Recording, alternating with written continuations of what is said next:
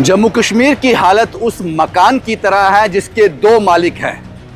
एक कहता है कि इसका रेनोवेट ये करवाएगा और दूसरा कहता है ये ढहने वाला है, इसका काम मैं क्यों कराऊं, दूसरा मालिक करवाएगा। हमने लोगों के साथ वादे किए ये सोचते हुए कि जम्मू कश्मीर की माली हालत अब सुधार नहीं होगी। कितने अफसरों के मैं नाम लूं जो बिना हमारी इजाजत के हम उनको डिपार्टमेंट में लगाते हैं। सुबह जब उनको हमसे काम लेने जाते हैं, पता है कहाँ गया, आप उसको उठा के लद्दाख भेज दिया गया। ये बहाना नहीं चल सकता है कि स्टेटहुड मिलेगा तभी काम होगा। उसके अलावा भी सारे अधिकार सरकार के पास हैं और मैं इसलिए आज जोर दे करके कहना चाहता हूँ कि लोगों को बेवकूफ़ बनाने का काम बंद करना चाहिए और अपने अधिकारों का प्रयोग करके जम्मू कश्मीर के नागरिकों की भलाई के लिए काम करना चाहिए। इस सब के चलते वो मकान क्षतिग्रस्त हो जाता है। जम्मू कश्मीर की हालत बिल्कुल ऐसे ही है।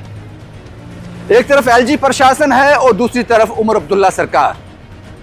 एलजी प्रशासन कहता है कि मेरे पास सिर्फ पुलिस का कंट्रोल है, बाकी सारे कंट्रोल उमर अब्दुल्ला सरकार के पास हैं।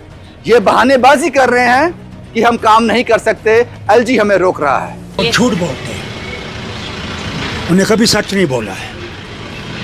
Total control of the IPS and IAS is under him. Not a single file he has passed back. He's lying. He lies every day. और लेकिन दूसरी तरफ उमर अब्दुल्ला सरकार कहती है कि एलजी साहब रोज झूठ बोलते हैं।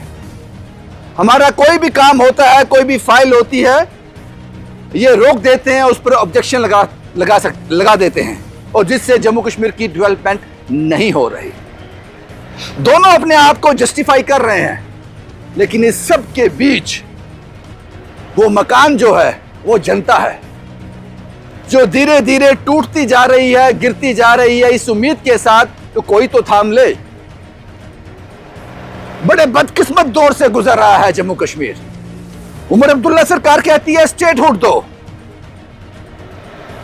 और एलजी प्रशासन कहता है, भारतीय जनता पार्टी के लोग कहते हैं कहां पे आपको स्टेटहुड काम नहीं करने दे रहा है। स्टेटहुड तो काम करने में कोई रोक नहीं रहा। आपने इतनी बड़ी करप्शन की, स्टेटहुड इसने रोका आपको, इसने यूनियन टेरिटरी में। आप देखिए कल इतना बड़ा करप्शन का स्कैंडल सामने आया तो किस में हुआ, स्टेटहुड नहीं था तभी नहीं। तो इसका मतलब है कि स्टेटहुड आपको रोक नहीं रहा। अगर करप्शन करने के लिए आपको स्टेटहुड अलाउ कर रहा है, ये यूटी अलाउ कर रहा है, तो काम करने के लिए कौन रोक रहा है। उमर अब्दुल्ला कहता है कि वो कौन सा पैमाना है जिस पर यह नापा जाएगा, मापा जाएगा कि अच्छे हालात क्या होते हैं। और एलजी प्रशासन कहता है कि सब कुछ उमर अब्दुल्ला सरकार के हाथ में है, सिर्फ पुलिस को छोड़कर। इन सब के बीच दोनों को मूक दर्शक बनकर देख रही है जम्मू कश्मीर की जनता, बेबस और लाचार होकर। अब पता नहीं इस मकान को रिपेयर कौन करेगा।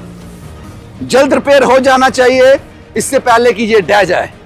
इसलिए मैंने कहा कि जम्मू कश्मीर की हालत इस वक्त उस मकान की तरह है जिसके दो मालिक हैं। एक कहता है इसको ये संभालेगा और दूसरा कहता है इसको वो रिपेयर करवाएगा, कहीं ये क्षतिग्रस्त ना हो जाए।